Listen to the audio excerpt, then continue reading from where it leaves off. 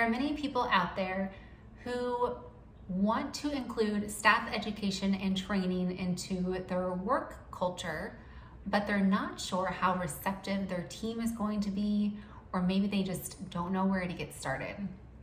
And so my advice, if you're just getting started, if you're thinking about getting started, my advice to you is to start small and just build organically from there. Don't try to take on it too much. It can be very overwhelming.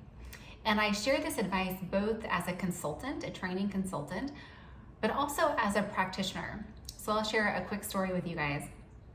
A few years ago, I had the privilege of leading a team of engineers and analysts, very technically minded, gifted, intellectual people, brilliant.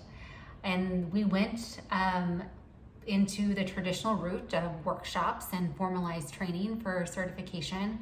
But I also knew that I wanted to include professional development as part of our work culture.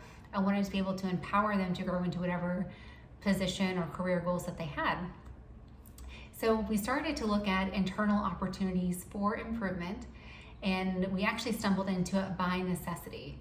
So one of our analysts was out on PTO, and come to find out no one knew how to perform this specific task.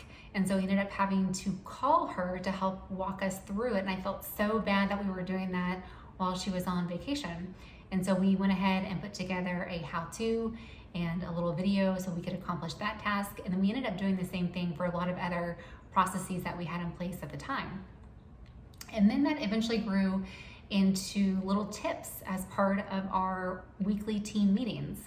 And actually the first thing that we focused on were grammar tips of all things. These were, again, engineers and analysts, but I wanted to focus on grammar because I noticed that in these emails that they were sending out, they'd have these brilliant work products, these technical documents and these analyses, but there were these glaring English and grammar mistakes in their email.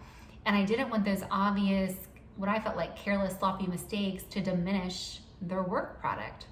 And we actually had a technical writer on staff, and I thought, we could use her knowledge and skills to train the team.